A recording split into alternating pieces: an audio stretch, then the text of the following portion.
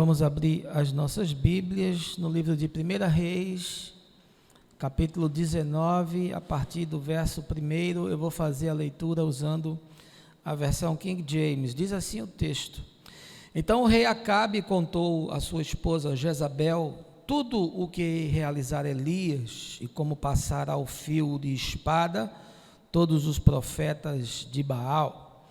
Diante disso, Jezabel mandou um mensageiro a Elias com o seguinte recado: que os deuses me façam sofrer as piores desgraças, se até amanhã a essa hora eu não fizer com a tua vida o que fizeste com os profetas.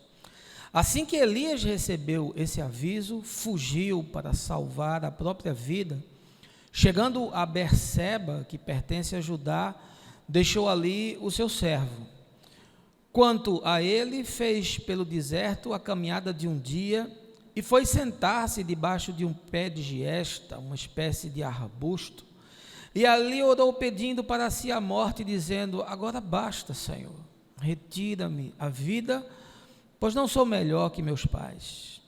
Deitou-se e dormiu ali mesmo sobre a giesta. Mas eis que um anjo o tocou e disse-lhe: levanta-te e alimenta-te.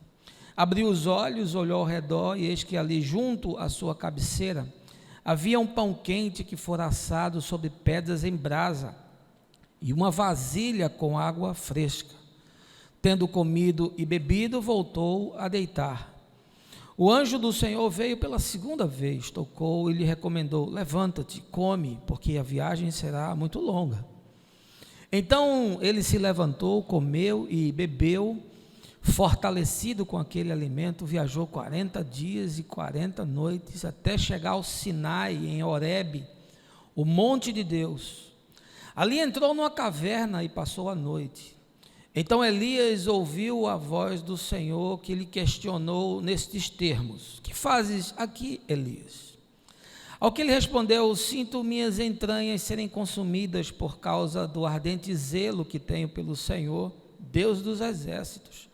Porquanto os israelitas abandonaram a tua aliança, destruíram os teus altares e mataram os teus profetas ao fio da espada, e fiquei solitário, restou somente eu, e agora procuram também tirar minha vida.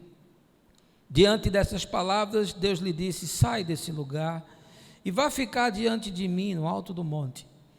Então o Senhor passou por ali e mandou um vento muito forte, que fendeu os morros e partiu as rochas em pedaços. Contudo, o Senhor não estava no vento. Quando o vento o arrefeceu e parou de soprar, ocorreu um forte terremoto, porém o Senhor não estava no tremor das terras. Em seguida ao terremoto caiu um fogo, mas o Senhor também não estava no fogo. E depois do fogo veio um sussurro de brisa suave e tranquilo. Assim que Elias percebeu aquele murmúrio, puxou a sua capa para proteger o rosto, saiu e postou-se à entrada da caverna, e uma voz lhe indagou: que fazes aqui, Elias?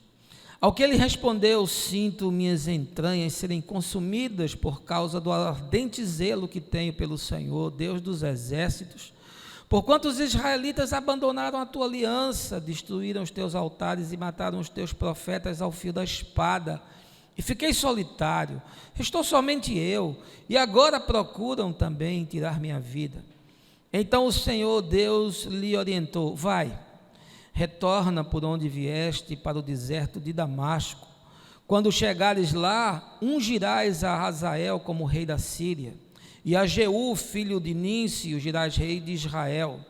E a Elishá ben Shafate, Eliseu, filho de Safate, da cidade de Abel-Meolá, ungirás para ser profeta em teu lugar. Quem escapar à espada de Hazael, Jeú matará, e quem fugir da espada de Jeú, Eliseu matará. Mas preservei em Israel 7.000 homens, todos os joelhos, que não se dobraram diante de Baal, e todos aqueles cujas bocas não reverenciaram suas imagens, beijando-as. Que texto, hein?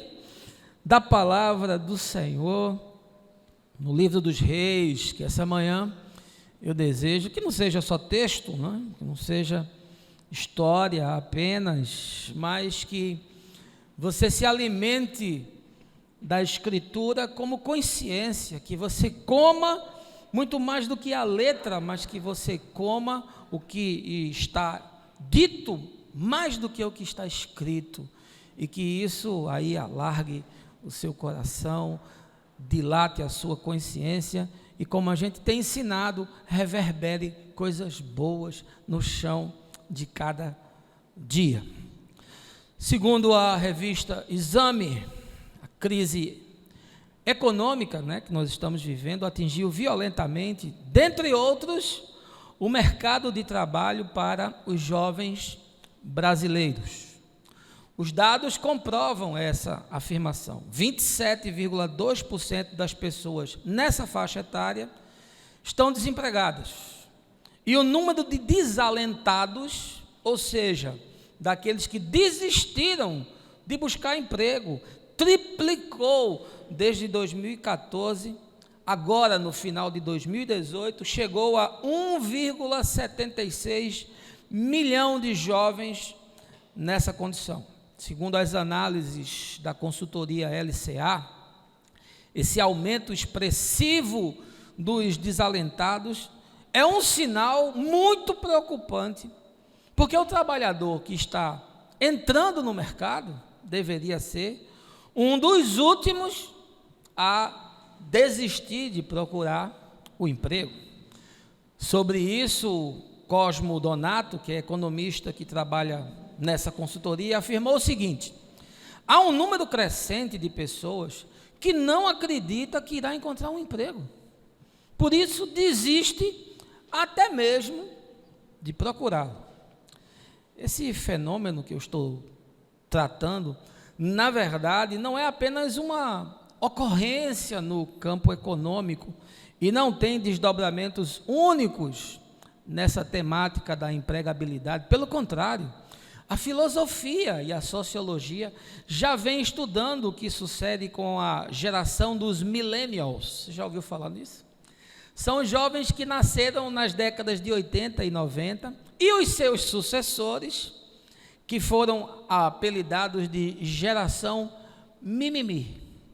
Esse grupo de pessoas, por uma série de fatores, dentre eles a questão do avanço tecnológico exponencial das últimas 2 décadas, e também por ter experimentado um recorte de mundo que foi diferente dos seus pais, por exemplo, que viveram no pós-guerra, tendo que lidar com uma outra realidade política, econômica, social, que gerou assim uma dificuldade enorme de sobrevivência. Essa geração dos millennials e dos mimimis experimentaram décadas muito melhores, num panorama muito mais favorável, o que gerou uma falsa ilusão de que tudo na vida é fácil, é rápido e está ao meu alcance. De certa forma, afirma o filósofo Leandro Carnal, essas pessoas foram influenciadas a pensar que na democracia todos seriam lindos, inteligentes e felizes. E na realidade nenhuma dessas coisas é uma commodity, ou seja, é um produto de prateleira que possa ser entregue à sociedade como resultado do processo. Nós vivemos, como bem afirmou o sociólogo polonês Zygmunt Bauman, nessa esquizofrenia da sociedade líquida, onde nada tem durabilidade, nada tem consistência, não tem fundamento, não tem solidez, é o estado de impermanência de que trata a filosofia, mas sendo consumido a doses cavalares pelas pessoas. A minha questão, entretanto, não trata apenas da observação analítica sobre esses millennials, ou sobre os nascidos após a virada do ano 2000, mas da sociedade como um todo. Porque, para mim, o fenômeno não se concentra apenas entre os jovens. A questão é metastática, ou seja, está espalhada no tecido social inteiro, distribuída em todas as faixas etárias, em todas as classes, está presente em todas as crenças e em todos os lugares. Nós vivemos o que eu chamo de a era do abandono, do descarte, dos velhos jogados nos asilos, dos pobres esquecidos em seus guetos, dos doentes exilados nos CTIs, e como diz aquela pesquisadora Elizabeth Kubler-Ross, morrer em nossos dias é solitário, das pessoas agonizando nos seus apartamentos minúsculos, trancadas por fora e blindadas por dentro. A gente olha para o mundo lá fora e tem medo de sair de casa. Nós não queremos enfrentar o que provavelmente nos espera. Nós tememos que a tragédia do outro caia sobre nós, que o câncer dele nos atinja, que o seu divórcio bata na nossa porta, que o suicídio do seu filho visite a nossa casa também. E olha, ninguém consegue suportar esse estado de coisas por muito tempo. Crise política, econômica, social, familiar, empresarial, crise nos relacionamentos que se tornaram inafetivos, no trabalho, com medo da demissão, nas universidades, ameaçadas sem recurso, na segurança, que não protege da bala perdida, na saúde, que não oferece vagas para o tratamento. E eu lhe pergunto, quem é que pode resistir a isso sem sucumbir? Pois bem, esse é meu tema dessa manhã, para a gente refletir, ponderar, esquadrinhar, tomar decisões e continuar no caminho. Mas eu não quero fazer isso sem lhe convidar a um momento de oração. Baixa aí a sua cabeça, feche os seus olhos. Estamos nesse mundo louco, Senhor, e parecemos passageiros de uma montanha russa desgovernada, mas eu quero evocar a Tua palavra, que diz que 1000 cairão ao nosso lado, 10.000 à nossa direita, mas nós não seremos atingidos, porque o anjo do Senhor anda ao redor daqueles que o temem e os guarda e o livra de todo o mal. Portanto, essa manhã, expostos à Tua palavra, conectados ao Teu Espírito, te pedimos que Tu nos ajudes a compreender o fenômeno e, sobretudo, nos ajudes a em nós mesmos tomarmos as decisões que precisam ser tomadas no dia de hoje, não deixar para amanhã ou para o depois. E certamente Tu estarás aplainando e endireitando os nossos caminhos. É isso que eu te peço, com o perdão dos nossos pecados, no nome de Jesus. Amém. Livro de 1 Reis, que nós fizemos a leitura, trata da história deuteronômica, que começa lá com Josué, depois passa pelo livro de Juízes, chega até Samuel. E na Bíblia judaica, esse texto que nós separamos na nossa Bíblia em 2 livros, é apenas um compêndio. E ele narra a saga do povo de Israel e de Judá, o reino do norte e o reino do sul, e cobre aí um período de cerca de 400 anos, ali de 960 a 560 antes de Cristo. Agora eu quero lhe fazer um convite, se levanta dessa cadeira, e essa manhã você entra comigo nas ambiências desse texto, e a gente vai assistir junto a essa dantesca fase, e a esse evento superlativo do Monte Carmelo, e depois a morte desses 850 profetas que o capítulo 18 relata. Vai ser assim mais emocionante do que o filme de John Wick, que tem morte que não acaba mais. Pois bem, após a época dos reis Saul e do rei Davi, o reino de Israel ficou dividido em 2, como eu falei, o reino de Judá, que ficava ao sul com 2 tribos, e o reino de Israel ao norte com as outras 10 tribos, e cada reino desse foi governado por vários reis, e dentre todos os reis de Israel, o rei Acabe foi sem dúvida o mais perverso e o pior deles. E esse monarca chamado Acabe era casado com uma mulher chamada Jezabel, uma princesa fenícia, que adorava uma divindade cananeia chamada Baal, era assim um deus da fertilidade. Pois bem, essa dupla dinâmica perseguiu, matou e tentou exterminar os resquícios de Deus na cultura do povo. Eles produziram assim uma espécie de higiene socio-religiosa. Eles queriam que as práticas, as crenças, o serviço ao sagrado, tudo fosse alterado para que as divindades ali da região de Canaã se tornasse prática vigente em todo Israel. E aí, por conta disso, Deus levantou um profeta chamado Elias, e esse profeta chegou diante do rei e disse: olha, por conta dessa perversidade que vocês têm promovido, durante 3 anos não vai chover nessa terra. E olha, você esgotar a água no meio de uma região que já é desértica é você praticamente decretar o fim da vida.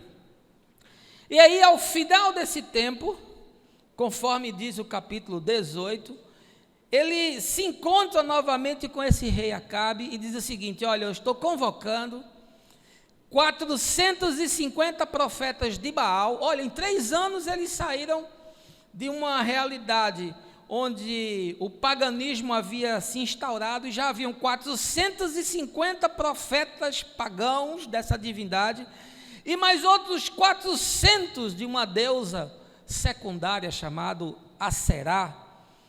E aí o Elias disse: eu estou desafiando esse pessoal para a gente fazer um teste, para a gente promover um episódio que vai dizer quem é Deus e quem não é. E aí, vocês conhecem a narrativa desse texto do Monte Carmelo, os profetas todos lá reunidos, 850 profetas de um lado e Elias do outro. Era assim um MMA, mas Elias parecia em desvantagem, né? E o povo de Israel todo assistindo. E aí Elias disse: ó, faz aí um altar, coloca um animal em cima dele, e aí é o seguinte: se o teu Deus mandar fogo, esse é o Deus verdadeiro. Se o meu Deus mandar fogo, esse que é o Deus verdadeiro. E aí os profetas começaram a clamar, começaram a pedir, começaram a gritar, e o tempo se passava e nada acontecia, e Elias começou a zombar. Todo profeta é meio sarcástico, vocês se acostumem com isso. Ele disse: ó, vocês têm que gritar mais, porque pode ser que ele não esteja ouvindo. E os caras se cortavam, e os caras se rasgavam, e tudo, e nada de descer fogo. E aí Elias disse: bom, já que não aconteceu nada, faz o seguinte, sai daí, faz um fosso aqui ao redor desse altar, derrama água nesse fosso, agora derrama água sobre o sacrifício, derrama água sobre as pedras que eu vou orar. E aí Elias orou. E quando ele orou, veio um fogo do céu que consumiu tudo, não só o holocausto, como as pedras, como o fosso, como tudo que estava naquele lugar. E aí Elias disse: agora que vocês sabem, israelitas, que Deus é Deus, nós vamos matar esse povo. E aí saíram perseguindo esses profetas, e houve um morticínio de 850 pessoas naquele dia. E a gente fica meio assustado, né? Porque a gente vive num mundo de coisas politicamente corretas, de direitos humanos, né? Da ONU tentando mediar conflitos, e aí a gente não entende um negócio desse, mas nós temos que lembrar que isso é uma sociedade primitiva. Esse homem matou 850 profetas, de noite ele dormiu, deitou e ficou em paz, não teve problema nenhum, porque era nesse mundo que ele vivia. Pois bem, depois de tudo isso, depois da chuva cair, porque aí Elias na sequência orou e disse: ó, Acabe, agora eu vou orar e vai chover.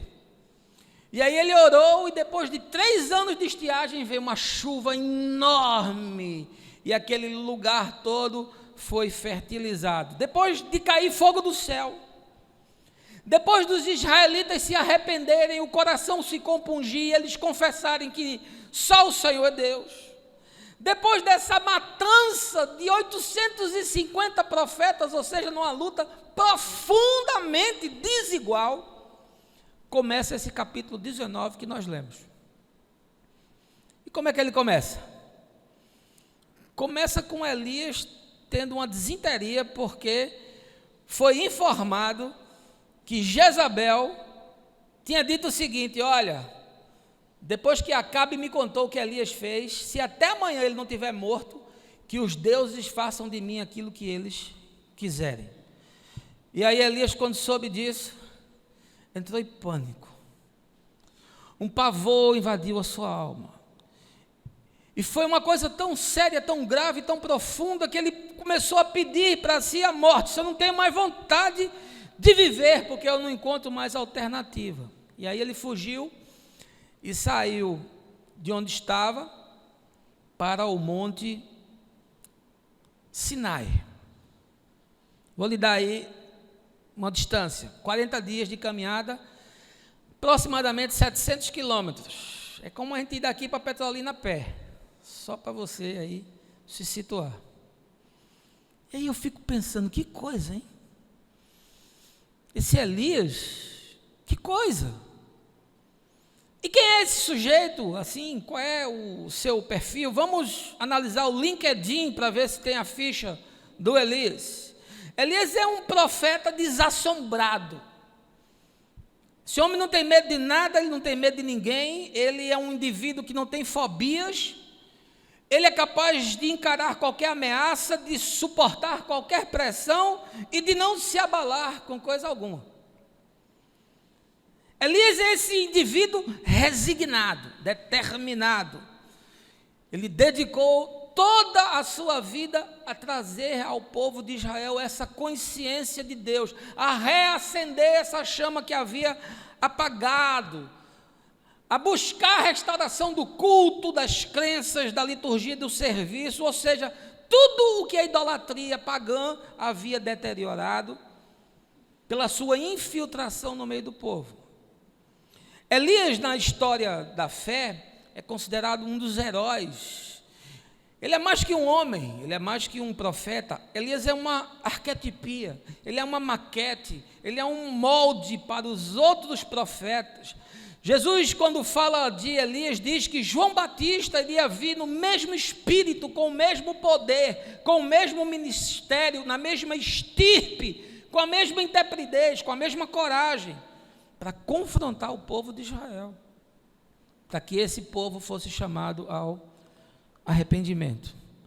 Portanto, Elias tem esses traços, tem essas marcas de impetuosidade.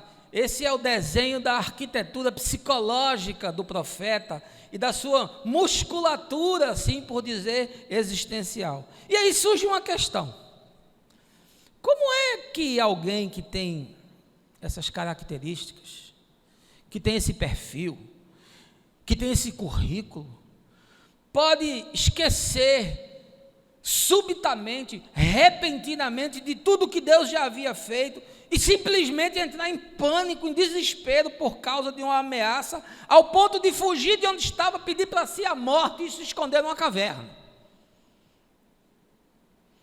O Caio, quando faz uma análise psicológica, porque ele é psicanalista, né, traçando assim um perfil do Elias, diz que é muito comum na vida, depois que todos os perigos são eliminados, depois de que todos os desafios são superados, a alma quer assim uma espécie de férias, ela quer respirar, porque a nossa tenacidade esmorece, as defesas são baixadas, a resiliência parece ficar minada.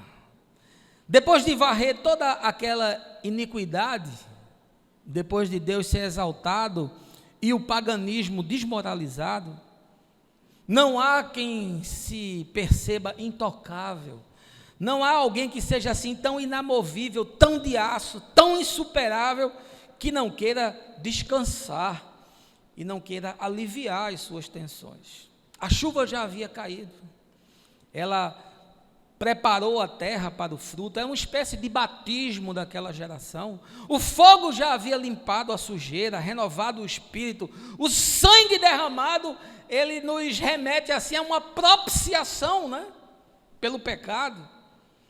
E quando uma coisa assim sucede, os aparatos psicológicos, emocionais, espirituais, existenciais se desarmam. Porque a gente imagina assim, a luta acabou. E aí depois de tudo, vem essa Jezabel com ameaças. E aí, meu amigo, não há quem aguente. Porque é como se tudo fosse começar novamente, o mesmo ciclo. E Elias, o grande Elias, não conseguiu discernir isso. Você quer saber uma desgraça na vida? É a gente achar que pode desmobilizar a luta. É a gente achar que dá para colher o que foi plantado assim, placidamente, displicentemente. É a gente regalar o corpo e aproveitar e ignorar que a batalha nunca termina.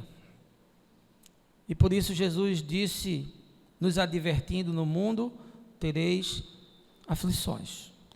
Poucas coisas são mais destrutivas do que a impressão enganosa de que a missão está cumprida, de que eu já fiz o suficiente, que não há mais o que se possa realizar.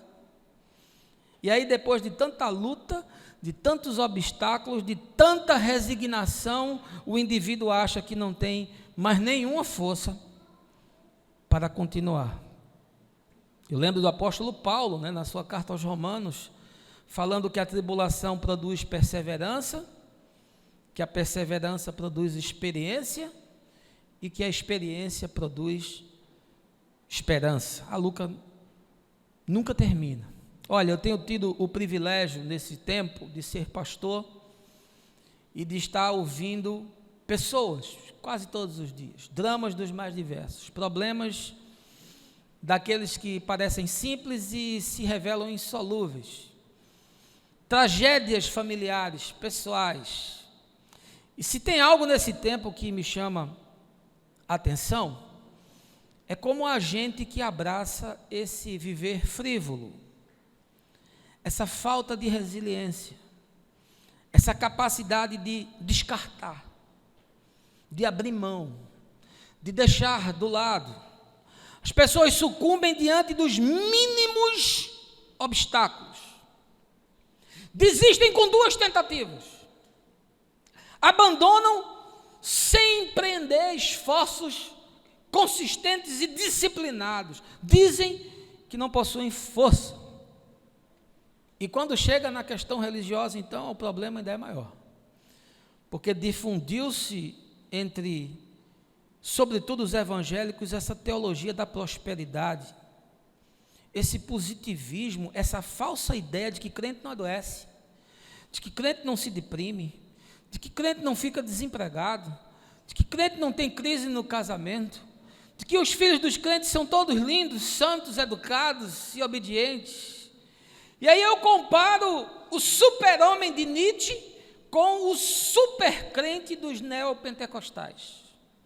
É esse ser quase divinizado, é esse modelo ideal para elevar a humanidade, e o sujeito passa a carregar um peso insuportável. Olha, casais abandonam relacionamentos depois de 2 anos. Isso é um estudo da média das separações na nossa sociedade. Depois de 2 anos, eles não sabem por que se casaram e já estão numa crise tal que se sentem dispostos a terminar e começar outra coisa. Empresários desistem de seus negócios na primeira crise. O Brasil é um dos países que mais se abre empresa e também é um dos que mais se fecha. Porque as pessoas não têm resiliência, elas imaginam que vão começar um negócio, ele vai explodir, o sujeito vai ficar rico da noite para o dia. Os filhos internam seus pais nos asilos, porque cuidar de pai velho dá trabalho, é um saco. O sujeito esquece de que um dia ele foi um peso também, de fralda, de comida, de levar para a vacina, de levar para a escola, mas aí quando os pais se tornam velhos, eles são exilados para um lugar que eu não preciso nem ver. Pais abandonam a luta para recuperar os seus filhos, sobretudo quando os filhos estão drogados. O sujeito diz: eu não aguento mais, eu prefiro que ele saia, que morra, que vai para longe de mim. Se disser que é gay, então aí é melhor não ter nem nascido. Pastores desistem de igrejas pequenas, não querem ser pregadores de um pequeno grupo, querem mega igrejas, querem ter mega salários, querem estar projetados na mídia, e aí para fazer isso abraçam qualquer tipo de doutrina, de tal forma que ela produza grana. Médicos não querem atender pacientes no interior do país, é a maior dificuldade do mundo. O cara quer ser médico na capital e cobrar R$800 por uma consulta. Jovens não querem ficar na fila pelo emprego. Está aí o fenômeno sendo analisado. Desistem, é melhor ficar desempregado, sentado em casa, olhando para o tempo, do que fazer um currículo e entrar numa fila. Os cursos cada vez são oferecidos com duração menor. Na minha área de tecnologia, tem curso que forma o cara em 2 anos. Porque o sujeito não pode esperar 5 anos para se formar. Se for medicina, é 10. Os coaches estão ensinando que você tem que ganhar o seu primeiro $1 milhão antes dos 40. Porque se você não ganhar o seu $1 milhão até os 40, esqueça, você é um fracassado.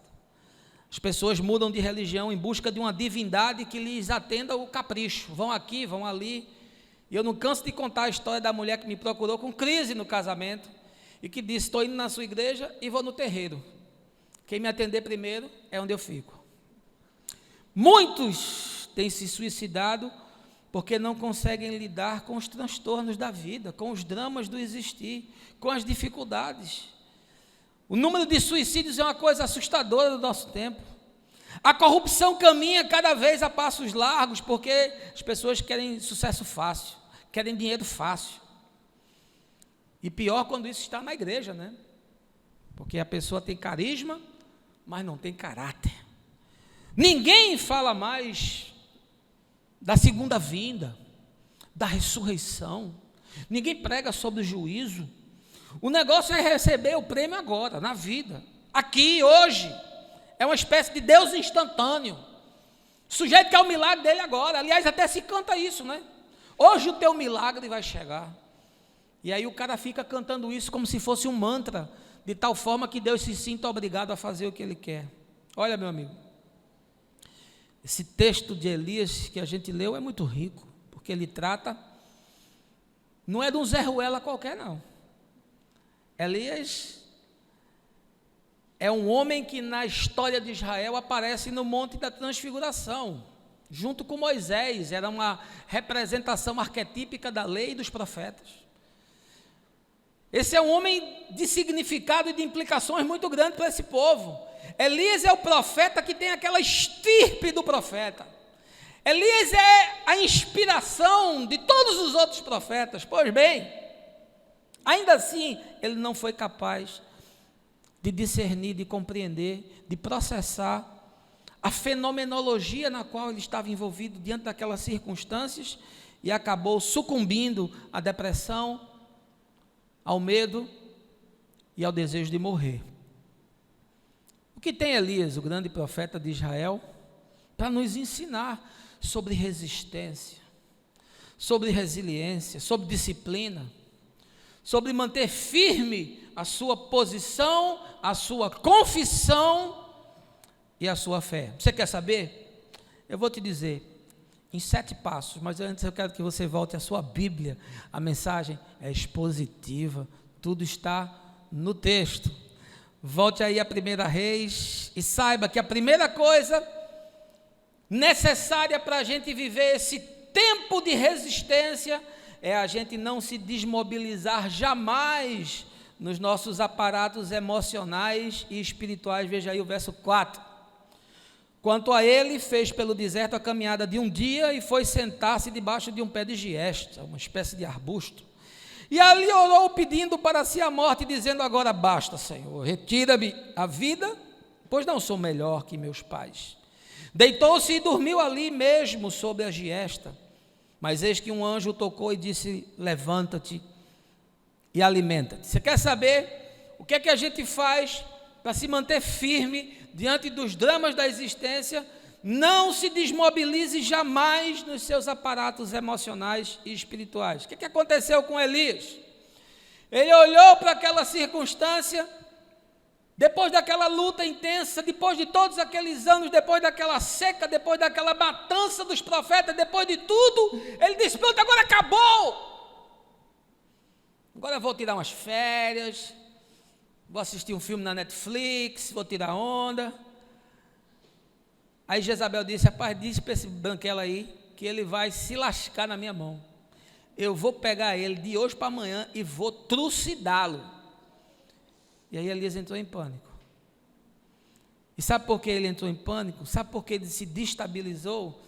Porque ele permitiu que fosse desmobilizado esse seu aparato emocional e espiritual. Quando ele sentiu que a coisa estava feita, estava pronta, está realizada, quando ele descansou, quando ele se desmobilizou, na sequência veio uma outra onda, e aí ele não foi capaz de resisti-la. Deixa eu lhe dizer uma coisa essa manhã. Se os problemas que você está enfrentando, se as dificuldades, se as lutas não mudarem, mantenha o seu foco e mantenha a sua disciplina. Mas se eles mudarem, mantenha mais ainda. Porque se você achar que as questões estão resolvidas, e que os problemas estão vencidos, e que as dificuldades estão superadas, e imediatamente surgir uma outra coisa, você não vai ter tempo de se recompor, porque você desmobilizou o seu aparato emocional e espiritual, você vai estar vendido como Elias ficou vendido.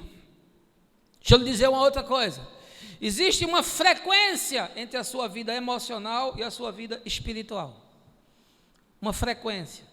Vida emocional e vida espiritual devem vibrar nessa mesma onda, devem estar nesse mesmo espectro, devem cumprir essa mesma curva senoidal. Quando isso está ajustado, o seu desempenho é muito melhor. Quando vida emocional se desconecta de vida espiritual, você começa a ter problema. E por que começa a ter problema? Porque nós começamos apenas a olhar as realidades tangíveis. A gente esquece que tem Deus no céu. A gente esquece o que Deus fez na nossa vida. A gente esquece as coisas tremendas que o Senhor já realizou, da sua fidelidade, do seu amor. E aí a gente fica olhando só para as circunstâncias, e aí, meu amigo, você fica como folha no vento. Você tende para o lado para onde a tempestade estiver apontando. E aí, se forem dias escuros e tenebrosos, a sua alma sucumbe. E você não consegue enxergar mais nada, como Elias não conseguiu enxergar mais nada. Diante daquela situação, ele disse: a melhor coisa que eu faço é morrer. É o que tem de melhor para mim. Ele esquece de tudo, parece dar um apagão na mente de Elias, porque houve um desincronismo entre a sua vida espiritual e a sua vida emocional. A vida espiritual diz: eu cuidarei de você. Não vai faltar pão na sua mesa. Não vai faltar misericórdia na sua casa. E isso não quer dizer que você está blindado, que nada vai te atingir, não, porque Jesus disse que iria. E disse que a chuva caía sobre justos e sobre injustos. Mas prometeu que estaria comigo, com você, até o último dia, e aí até as últimas consequências. Não desmobilize, meu amigo. Não permita que esse seu aparato emocional espiritual sofra dano, porque Elias foi alcançado e ferido por essa circunstância, porque se entregou a essa condição mental. Paulo diz: a paz de Deus guarde o vosso entendimento e a vossa mente. É curioso, né? Porque Paulo não diz assim: o seguro saúde guarde a tua alma. Você deita tranquilo que você tem um bom seguro saúde, né? A câmara eletrônica e a cerca eletrificada guardem a tua casa, né? O emprego na multinacional que você conseguiu pelo seu currículo extraordinário te guarde de passar necessidade. Não, ele diz: a paz de Deus guarde a tua mente. Sabe por quê? Você pode perder o carro, você pode perder a casa, você pode perder o emprego, você pode perder tudo, mas se tiver paz com Deus, você se recupera. Agora, se você perder qualquer uma dessas coisas e não tiver paz com Deus, você entra em pânico, você adoece, você não dorme mais sem ansiolítico, você explode úlcera no seu estômago, o seu intestino se desarranja, você fica com taquicardia, e há muitos que vão para cima do prédio e pulam e morrem. O que guarda você é a paz de Deus na sua mente E aí é curioso, né? Porque quando Elias diz, vou morrer, não quero mais, vou desistir, o anjo chega para ele e diz, Elias, levante-se e coma, se alimente, Elias. Aquilo era muito mais do que um alimento que estava ali no pão e na água que ele bebeu. Não era de coisa perecível que o anjo estava falando. Ele tinha um significado espiritual. Se alimente de esperança, se alimente de fé, se alimente de pensamentos bons, se alimente de valores para a vida. E aí eu quero te perguntar uma coisa, você está nesse estado de Elias, assim para desistir, desestimulado, cansado, Deus já fez tanta coisa na tua vida, mas você nem lembra, você está num momento de apagão, você não consegue enxergar, porque você desmobilizou as suas defesas, e aí só me resta lhe perguntar, você tem comido o quê? Picanha, um bodinho que é bom, uma cabidela, um sarapatelzinho que ninguém é de ferro. O que é que você tem comido, meu irmão? O que é que alimenta a sua alma? O que é que restaura as suas forças? O que é que você ouve? O que é que você lê? Com quem você anda? O que é que te alimenta? Para você não desmobilizar esse aparato emocional e espiritual, porque isso é a tua segurança, aí está a tua fortaleza, essa é a muralha. Esse é o firewall na sua mente, para que o inimigo não entre e destrua você e leve você a sucumbir. Segunda coisa que o texto nos ensina, sobre essa necessidade de nós ficarmos firmes, diante das coisas que possam nos atingir, é que você não deve nunca fugir das situações e dos enfrentamentos necessários à vida. Veja aí o verso 8. Então ele se levantou, comeu e bebeu. Fortalecido com aquele alimento, viajou 40 dias e 40 noites até chegar ao Sinai, em Horebe, o monte de Deus. Você quer continuar firme? Você quer continuar inabalável como um carvalho de justiça, que diz Isaías? Não fuja dos enfrentamentos e dos desafios da vida. Sabe o que Elias fez? Depois de comer, depois de se alimentar, depois de ver o anjo, ele fugiu, andou 700 quilômetros, porque não foi capaz de enfrentar aquela mulher, depois de matar 850 profetas à espada. Deixa eu lhe dizer uma coisa essa manhã, você pensa que problema muda de lugar? Não muda não, você muda de lugar, mas o problema vai junto. Você pode sair daqui, meu amigo, e morar na Groenlândia, o problema vai com você. É por isso que eu aconselho casais a tratarem os seus problemas, independente de ficarem juntos ou não. Porque se ficarem juntos, ótimo. E se separarem e não foi tratado, ele vai repetir com a próxima, ou ele vai repetir com o próximo. Os problemas se sucedem, você leva os problemas junto com você, meu amigo, você dorme e acorda com ele, é um software que está girando aqui na sua cabeça, e não há como você fugir disso. E Elias pensou assim, eu vou para Horebe, eu saio daqui, eu deixo esse lugar, eu vou me esconder, e tudo vai se resolver. Resolve não, os problemas vão junto com você. Quando você abrir o olho, ele diz assim, oi, tudo bem? Estou aqui. E o curioso é que Elias vai para Horebe, né? Horebe é esse lugar sacralizado.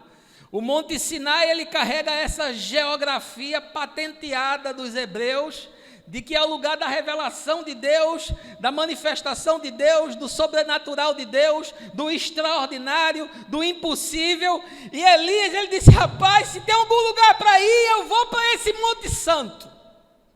Ah, como tem gente que gosta de procurar um Monte Santo. Como tem gente que vai naquele culto do desencapetamento total. Se você não se livrar, meu amigo, no desencapetamento total, não tem mais detergente que lave a sua alma. Nem que você lavar com ácido muriático vai resolver. Eu vou ouvir o profeta fulano de tal. Eu vou assistir a pregação do apóstolo Beltrano. Continua sendo Elias indo para o monte, achando que a resolução dos seus problemas é deixar de perceber, encarar e viver a realidade. Foi para o lugar que ele imaginava que era sacralizado. E aí Jesus diz, nem em Gerezim, nem em Jerusalém, esqueçam, Deus não está preso à geografia. A geografia de Deus é o coração e a consciência do homem, porque Deus fala com o homem dentro de si mesmo. Deus não precisa de templo, de lugar, de profeta, nem de Bíblia, nem de nada para falar com o homem. Deus precisa só que você construa um templo para Ele na sua consciência e um altar no seu coração, e Ele fala com você. E aí, se eu dizer outra coisa, quanto mais longe você vai, mais difícil fica de voltar. Elias andou 700 quilômetros pensando que ia se livrar do problema. Quando ele chegou na caverna, que ele se escondeu, ele ouviu aquela voz de Jezabel, safadinho, eu vou pegar você. Quanto mais longe você vai, mais difícil fica de voltar, meu amigo. E o problema vai junto. E você pensa que se afastando disso você resolve? Você pensa que mudando de lugar você resolve? Você pensa que mudando de emprego você resolve? Você pensa que mudando de marido você resolve? Você pensa que mudando de profissão você resolve? Você pensa que mudando de Deus e buscando numa outra religião a solução metafísica extraordinária e impossível do seu problema você resolve? Resolve não. O problema ainda está dentro de você. Na vida não há atalhos. Praticamente todas as coisas da vida dependem de soluções que empreendem esforço, disciplina, empenho. Não tem nada fácil. E aí deixa eu lhe dizer uma coisa, sabe qual era a melhor viagem que Elias podia ter feito? Em vez de andar 700 quilômetros para ir para o Monte Sinai, era a viagem para dentro. Aquele livro Demian, que fala que o caminho de todo homem deveria ser um caminho para dentro de si mesmo, né? O seguir de simples rastros. Hermann Hesse. Meu amigo, se Elias entendesse que a grande viagem era para dentro, não teria gastado o sapato, chegado com calo no Horebe e não ter resolvido coisa nenhuma. Deixa eu lhe dizer um negócio, a grande viagem da sua vida não é para fora, é para dentro. É para você se encontrar com você. É para você se encontrar com as suas limitações, é para você se encontrar com as suas idiosincrasias, é para você se encontrar com as suas incongruências, é para você se enxergar e saber quem você é e do tamanho que você é para você ter coragem de olhar no espelho e dizer como Davi, o meu pecado está diante de mim todo santo dia. Faltou isso a Elias. Ele achou que ia para esse lugar sacralizado e tudo se resolveria, mas a grande viagem era para dentro. Quanta gente que vive viajando o mundo e não resolve seus problemas. O sujeito passa 20 dias na Ilha da Fantasia, no maravilhoso mundo de Bob, e quando volta os problemas estão todos lá. E ele é capaz de ter um surto e querer quebrar a casa e sair de casa. Porque não resolveu, porque nunca fez a viagem para dentro. Terceira coisa que o texto nos ensina. Você quer ser essa coluna? Você quer ser esse concreto armado que o vento não derruba? Saiba que cavernas são lugares propícios ao surgimento de patologias e de depressão. Veja aí o verso 9. Ali entrou numa caverna e passou a noite. Então Elias ouviu a voz do Senhor que lhe questionou nesses termos: que fazes aqui, Elias? Você quer saber uma desgraça na vida de um ser humano? Ele se esconder numa caverna. E aqui entenda a caverna não como esse buraco na fenda da rocha, porque tem caverna que não é física, não é geográfica, não está no desenho do relevo, é a caverna dentro de você. É um poço que está dentro de você, é uma cisterna na sua mente, que você entra e tampa. E Elias se enclausurou, Elias se escondeu, Elias deixou tudo, e Elias mergulhou nessa escuridão da sua noite. Elias se entregou a uma disposição mental reprovável, como diz o apóstolo Paulo. Ele sucumbiu nessa escuridão da noite, porque ele não compreendia que cavernas não são lugares que produzem saúde, mas lugares que produzem doença. Você quer ver um sujeito adoecer? Isole ele. Ele começa a ter todo tipo de dificuldade, todo tipo de problema, todo tipo de patologia. Porque é na mente onde está a mais perigosa de todas as cavernas. É na sua mente. É aqui, ó. E aí sabe o que começa a acontecer quando você entra na caverna? Você começa a remoer o passado. Você começa a viver de amargura, de ressentimento, de arrependimento, de sofrimento, e aquilo não passa, aquilo é um software, um loop, girando na sua cabeça e fomentando amargura, e fomentando ressentimento, e fomentando um enjoo, uma inapetência para com a vida, e tudo lhe incomoda, tudo lhe desespera, tudo lhe traz insatisfação, você não quer ver a luz, você quer ficar no escuro, nessa caverna hipotética mental. Você quer saber de uma coisa que leva o sujeito à exaustão? Não é andar 40 dias, é viver 40 noites sem dormir com esse negócio girando na cabeça. E olha, eu sei do que eu estou falando. Na caverna a gente corre o risco de ver as sombras, de ver as fantasmagorias. Se você for estudar Platão, o filósofo grego, ele fala sobre o mito da caverna. E ele diz que os homens presos numa caverna viam projeções, eles viam sombras do mundo exterior, mas como eles haviam nascido da caverna, eles não sabiam nem que existia mundo, nem sabiam que sombras eram aquelas, que nada mais eram do que projeções de objetos e dos próprios homens refletidas na parede. Você quer saber um negócio que caverna produz? Produz sombra, distorção, fantasmagoria. O sujeito começa a ver o que não existe, ele começa a pensar, ele começa a entrar num ciclo de negatividade que parece que não tem fim. Qual foi a solução que Platão achou? Ele disse: olha, saia da caverna, venha para a luz, venha para o mundo do lado de fora, tire a tampa para que você possa olhar e enxergar as coisas como elas são e não como projeções do seu consciente ou até mesmo do seu subconsciente, formando conceitos e levando a tomar decisões. Saia da caverna, meu amigo. Abra a tampa da caixa e venha para o lado de fora. Sabe por quê? Porque caverna desenvolve pânico. Caverna gera imobilismo, o cara fica travado, ele tem medo de sair na rua, ele tem medo de ir atrás do emprego, ele tem medo de buscar um relacionamento, ele tem medo de ficar numa igreja, ele tem medo de tudo, tudo dá pânico, e tudo produz depressão, produz ansiedade, e aí o cara começa a desenvolver a teoria da conspiração, todo mundo está contra ele, e ele começa a terceirizar o seu problema. Foi papai que me criou com muito rigor, foi mamãe que não me deu um beijo, não me fazia carinho, foi aquele patrão que me perseguiu e aí eu fui demitido. Esse partido político desgraçado que está no poder. A culpa é da minha mulher que não me entende. O sujeito começa a viver em função da teoria da conspiração. Tudo está contra ele. Sabe por quê? Porque ele está dentro da caverna. Ele não consegue enxergar outra coisa. Elias entrou ali dentro, ficou lá escondido, disse: agora eu me escondi de Jezabel. E o software estava aqui girando na cabeça dele, e ele não conseguia superar e perceber que aquela era uma atitude infantil, ridícula, patética, egoísta, de um homem que achava que podia se esconder de tudo e se esconder de Deus. E aí surge Deus na parada.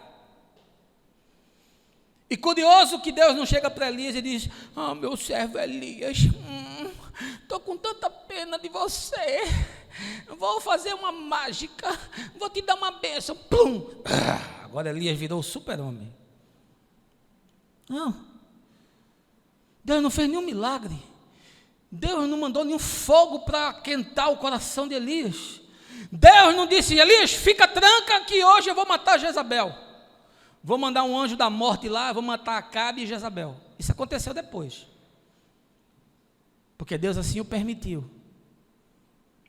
Mas a única coisa que Deus falou para Elias foi: ô malandro, o que você está fazendo aí, bicho? Esse é o Deus carioca, né? Que fala assim, cheio de gíria, né? Se fosse um Deus nordestino, aí falaria assim: ei, velho, levanta daí, meu patrão. O que você está fazendo aí? O que você está fazendo aí, rapaz? Você tomou essa decisão louca, andou 700 quilômetros, se escondeu numa caverna depois de tudo o que eu já fiz na sua vida, Elias. Não é possível. E o que é que Deus está perguntando para você essa manhã? Você acha que você é diferente de Elias? Tiago diz que não. Diz que Elias era homem como a gente. Lê lá a carta de Tiago. Você está aí com um problema? Você está com uma depressão? Você está desempregado? Você está desencantado? Você está solteiro? Você está endividado? A Serasa virou seu sobrenome, né? Fulano de tal, Serasa. Deus só tem uma pergunta para você, uma única. O que você está fazendo aí? Nessa caverna? Desenvolvendo doença? Imaginando que o mundo está contra você e que você é um azarado, você é um perseguido, você é um coitadinho, que nem Deus mais lhe enxerga. Mas a única coisa que Deus tem para dizer para você nessa situação é sair da caverna. Porque cavernas matam.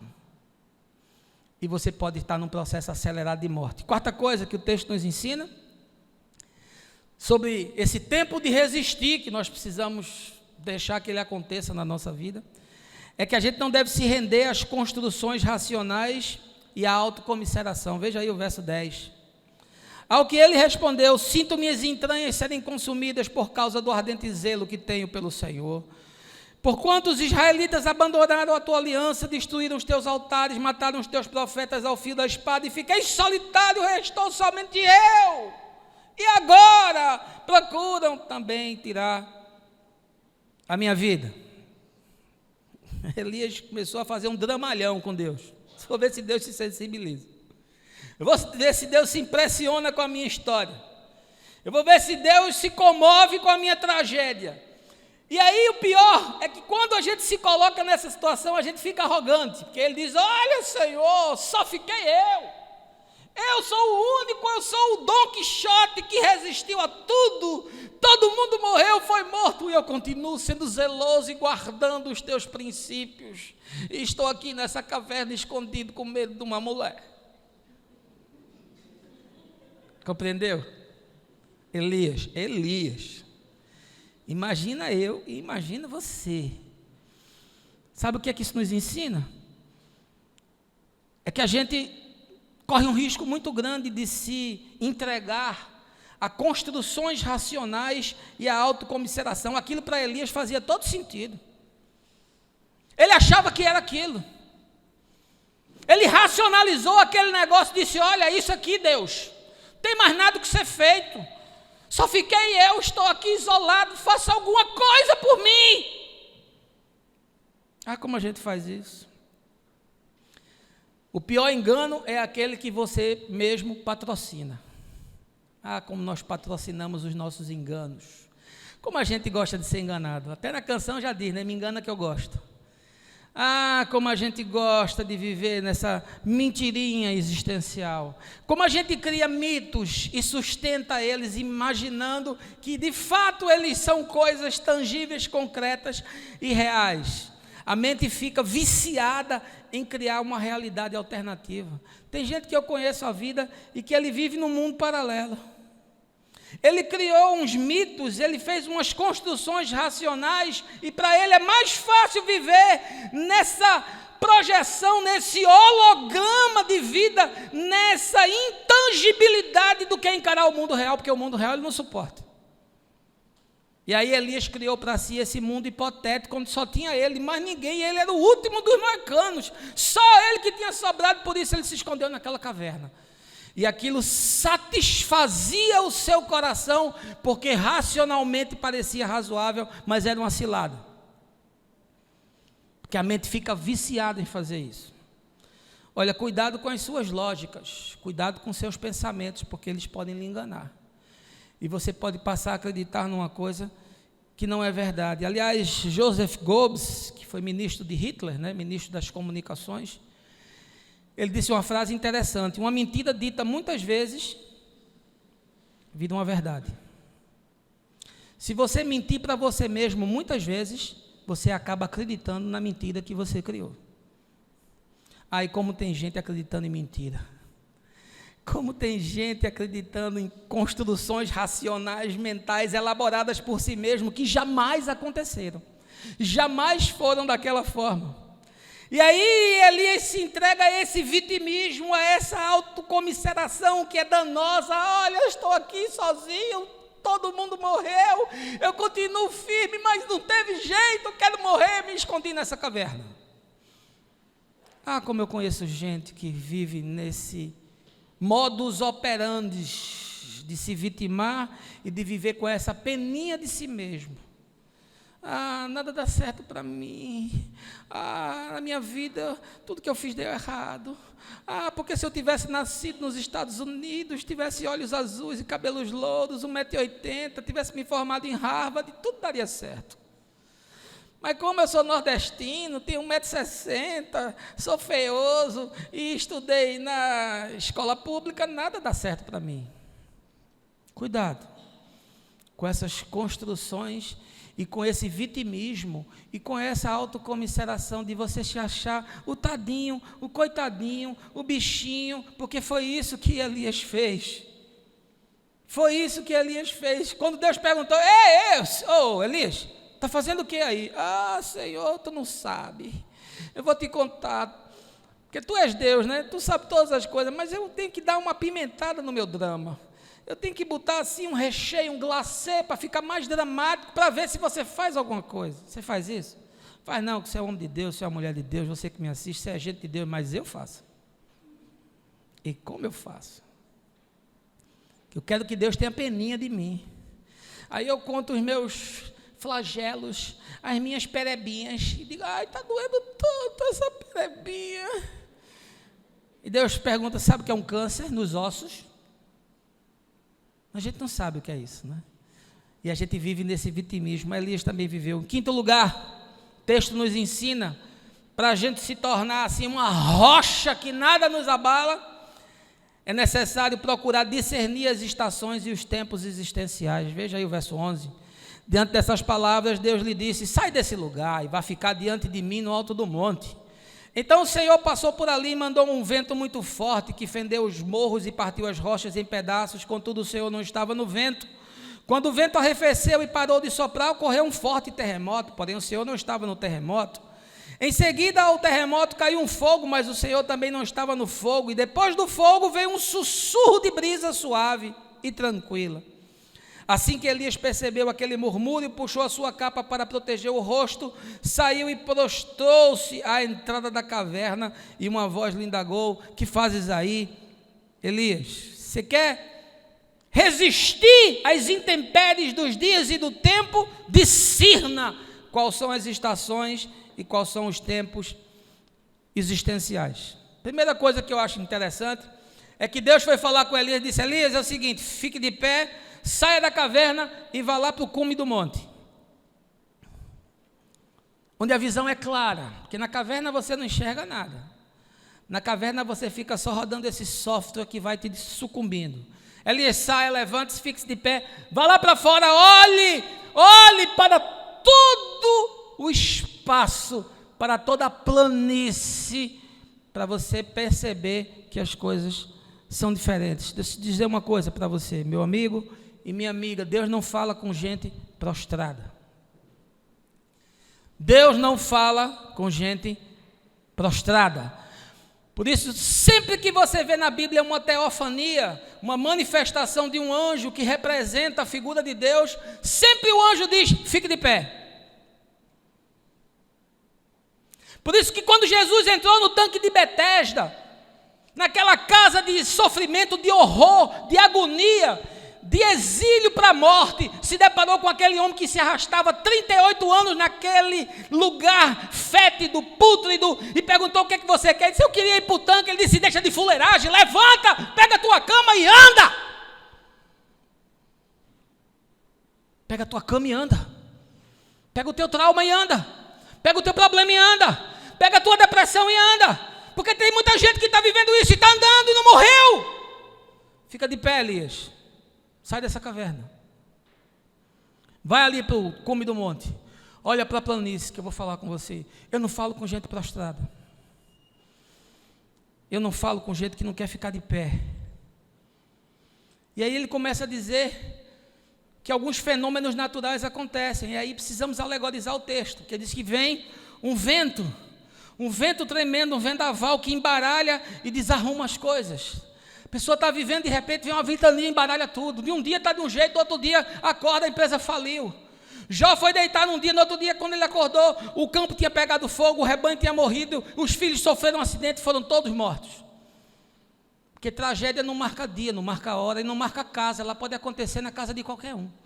É o vento que embaralha a vida, é aquele terremoto que põe abaixo estruturas rígidas, estruturas sólidas. A gente pensa que está garantido, a gente pensa que está seguro, a gente pensa que está guardado, a gente pensa que está protegido, mas aí vem um terremoto e abala tudo, e aquilo que a gente achava que estava de pé rui. É a empresa que era sólida rui, é o casamento que era sólido separa, é um filho que a gente amava e que de repente ele nos deixa e vai embora e não quer mais falar com a gente. É uma proposta de emprego que a gente tinha e de repente cancela. É um projeto que a gente ia ganhar e de repente não ganhou. São os terremotos da vida. E diz mais que depois vem um fogo. E o fogo é aquilo que destrui, que rapidamente acaba com tudo, que lambe aquilo que está diante de nós. A gente menos espera, o fogo comeu, o fogo acabou, não ficou nenhum vestígio. Prega fogo, não ficou nem as fotos para a gente lembrar de quem a gente era. Mas diz que depois de tudo isso veio uma brisa. Veio assim um murmúrio, aquela brisa que Jonas estava naquela montanha lá com vontade de morrer, olhando para Nínive, veio aquela brisa e ele disse, que coisa boa. Você quer ficar firme? Discirna qual é o tempo que você está vivendo. Se é tempo de terremoto, se é tempo de incêndio, se é tempo de ventos fortes, ou se é tempo de uma brisa suave. Discirna qual é a estação que você está vivendo, mas saiba que em qualquer situação da vida é preciso se prostrar diante de Deus. Elias sai da caverna, vem para fora, fica de pé, olha para a planície, e aí ele viu toda aquela ação sobrenatural, todas aquelas coisas portentosas, extraordinárias, e aí o texto diz que ele vem para se prostrar, para se colocar, para se posicionar de forma reverente e dizer, só o Senhor é Deus. Não importa se é terremoto, não importa se é fogo, não importa se é vendaval, e não importa se é brisa suave, não importa qual é a estação da vida, Deus continua sendo Deus, não se abalará o meu coração. E Deus não estava na tragédia, percebeu? Se veio o terremoto, Deus não estava no terremoto. Veio o fogo, Deus não estava no fogo. Veio o vento, Deus não estava no vento. Veio a brisa, Deus não estava na brisa. Sabe por quê? Porque há dias bons e há dias maus. Essas são circunstâncias, Deus está para além disso. Agora, sabe onde Deus está? Deus está no mesmo lugar de sempre. E se você baixar a sua cabeça, fechar os seus olhos e o buscar de todo o coração, diz o salmista, você não ficará frustrado. Mas a pergunta de Elias continua, o que é que você está fazendo aí? O que é que você está fazendo aí? Discirna quais são os tempos, discirna quais são as estações, porque tem tempo que é bom e tem tempo que é ruim. Tem tempo de alegria e tem tempo de tristeza. Estude lá o Eclesiastes, o sábio no capítulo 3, dizendo, tem tempo para tudo. Não é uma reta que não se altera. A existência não é uma proposição de dias só de riso, de alegria e de felicidade, não. Até o poeta diz, tristeza não tem fim, felicidade sim. Saiba discernir as estações. Em penúltimo lugar, o texto nos ensina que para a gente se tornar essa rocha, essa tocha que não se apaga, é preciso a gente reencontrar os desafios originais e preparar-se para os novos desafios. Veja aí o verso 15. Então o Senhor Deus lhe orientou, vai, retorna por onde viestes, para o deserto de Damasco. Quando chegares lá, ungirás a Azael como rei da Síria, a Jeú, filho de Nício, ungirás reis de Israel, e a Eliseu, filho de Safate, da cidade de Avel, ungirás para ser profeta em teu lugar. Quer dizer, Elias estava pensando o seguinte, que Deus ia chegar e dizer, Elias, beleza, cumpriu-se o tempo da previdência, você está enquadrado na regra, pode se aproveitar, você vai ganhar o salário que você recolheu esses anos todos, tire férias, e agora acabou-se o problema e fica só palitando os dentes. Disse, não, ô Elias, seguinte, vai para fora da caverna, levanta, fica de pé, acaba de fuleiragem, acaba desse lenga-lenga, acaba desse mimimi, porque tu vai ungir 2 reis e um profeta. Isso é só a saída.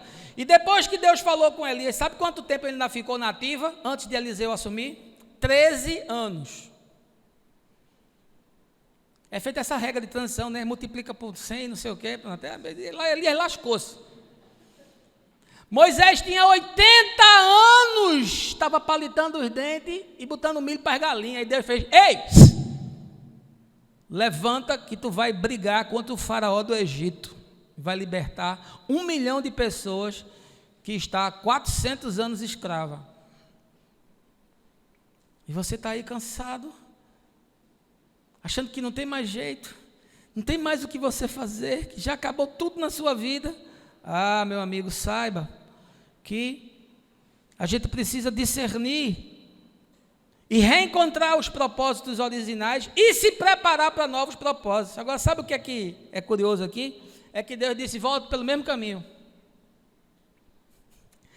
Volte pelo mesmo caminho por onde você veio, porque tem muita coisa ainda para fazer. Você quer que eu lhe diga um negócio? Tem situações na sua vida que prescindem de você fazer o mesmo caminho.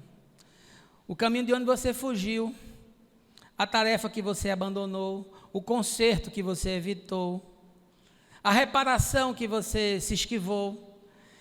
E aí a palavra de Deus para você essa manhã, para você que está me assistindo, é volte pelo mesmo caminho. Até que o que tem que ser feito seja feito. Aprenda a ser humilde, meu irmão. Quem volta pelo mesmo caminho é quem é humilde. É quem é quebrantado e diz, eu errei, eu fiz besteira. Eu não devia ter tomado essa escolha, eu não devia ter feito esse caminho. Eu vou ter que voltar com ele para fazer as correções e as reparações necessárias, porque Deus ainda tem muito a realizar. 2 reis haveriam de ser ungidos e um profeta que marcaria a história de Israel, que é Eliseu. O sábio diz assim, o aço se forja com o fogo.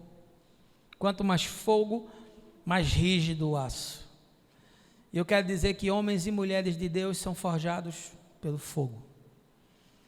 Por isso que Paulo diz que quando o fogo passa, a obra de cada um fica revelada. Se é palha, se é feno ou se é pedra preciosa. Porque foi forjada no fogo. Eu não acredito em gente que diz assim, eu nunca passei uma luta, uma tribulação, uma dificuldade.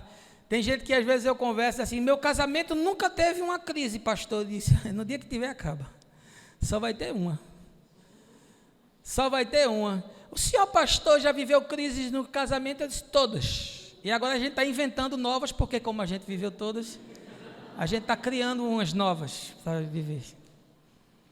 Meu amigo, não se engane, é no fogo que se forjam os valentes. E em último lugar, o texto nos ensina sobre essa questão da resistência, que os que estão na jornada não se acham sozinhos, nem retrocedem, nem são impedidos de seguir, veja o verso 18, mas pouparei em Israel 7.000 homens, todos os joelhos que não se dobraram diante de Baal, e todos aqueles cujas bocas não reverenciaram suas imagens, beijando-os. Elias disse, Senhor, estou só matando os teus profetas, e só eu que perseverei. Ele disse, deixa da tua fuleiragem, tem 7.000 pessoas que não se dobraram a Baal. Sabe o que foi que Deus disse para Elias? Sabe de nada, inocente, tolinho, você pensa que é só você que está nesse negócio? A visão de Elias era muito pequena, era uma partezinha do quebra-cabeça, mas Deus tinha o mosaico inteiro, tinha a planta completa. Elias, você pensa que é só você? Você não entendeu nada, Elias, isso é muito maior do que você. Há muita gente que está na luta, há muita gente que está na batalha, meu amigo. Tem gente que está fazendo quimioterapia agora, tem gente que sofreu um acidente, a coluna foi seccionada e não anda mais. Tem gente que é arrimo de família, o pai e a mãe morreu e ele não tem agora uma casa para se esconder da chuva. Tem gente que recebeu sexta-feira passada a notícia do médico que está com a metástase óssea e tem 3 meses de vida. Você está reclamando de quê? Qual é o seu problema? Por que você não fica de pé e não sai de dentro da caverna?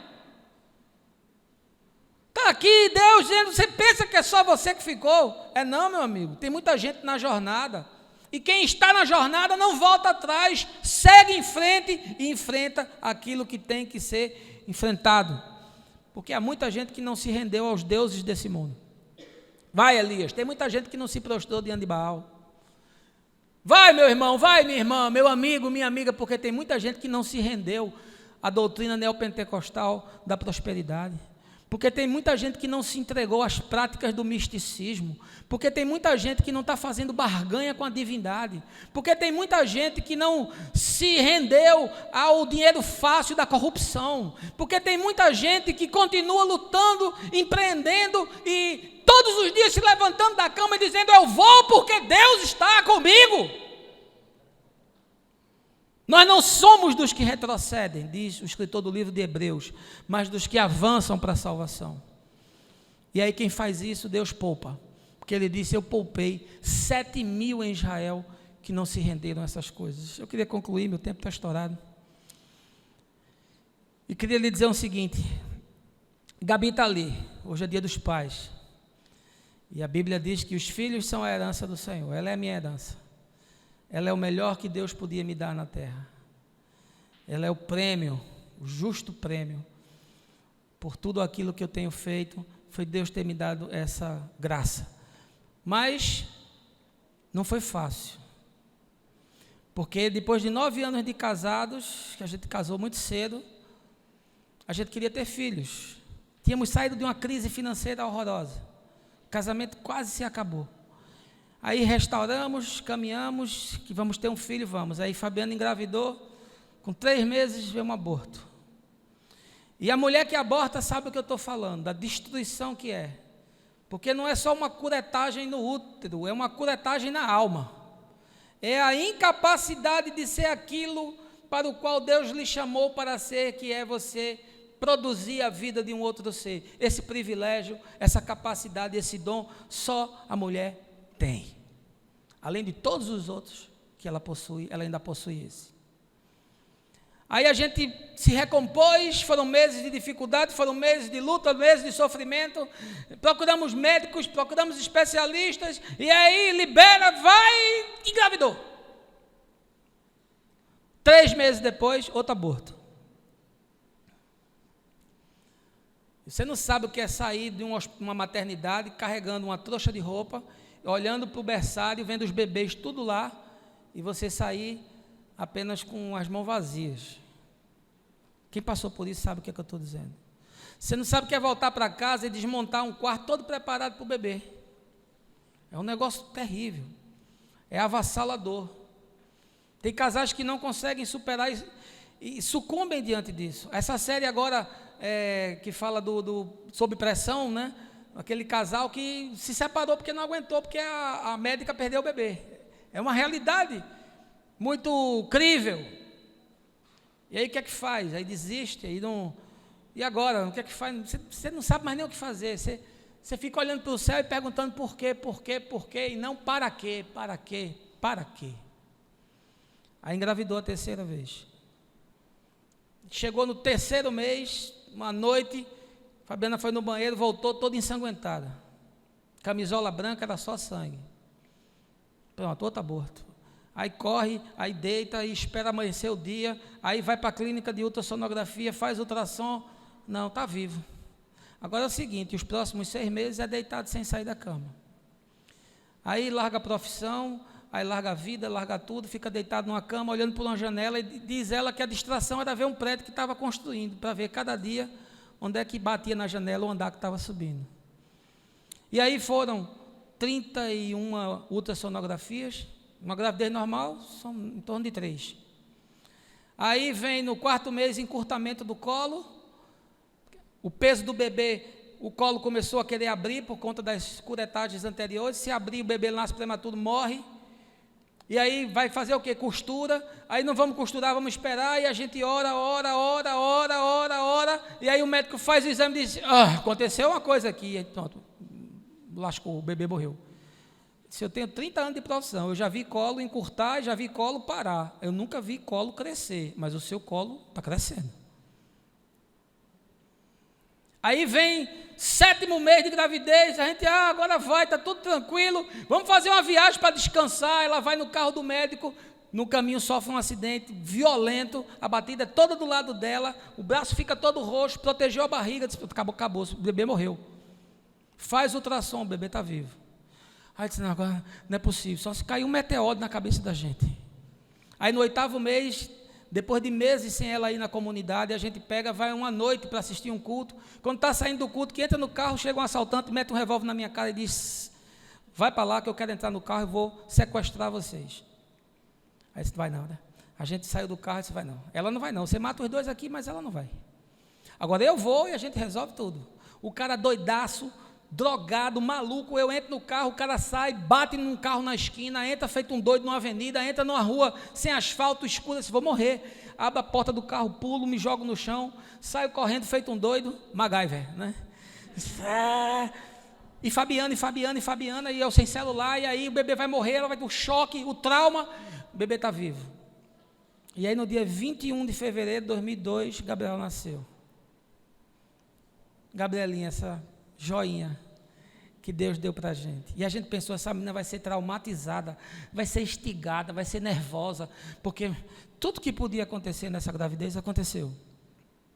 Mas ela nasceu tranquila, dormia a noite inteira, mamava uma vez e caía no sono. Eu acho que o leite de Fabiana devia ter leite e chumbo, porque ela mamava, dormia até 7 horas da manhã.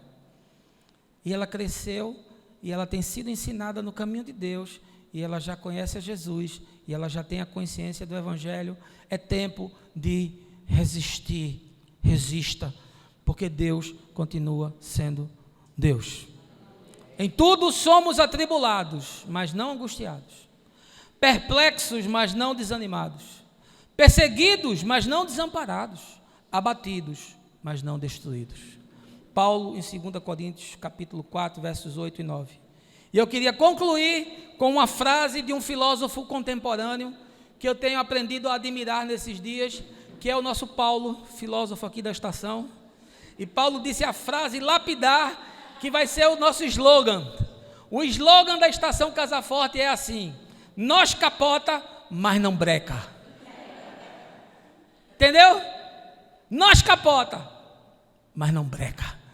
E o mais, meu amigo, a gente vai se encontrando, a gente vai se conhecendo, e o Evangelho vai sendo assim, explanado de forma simples, profunda, que mexe com as entranhas.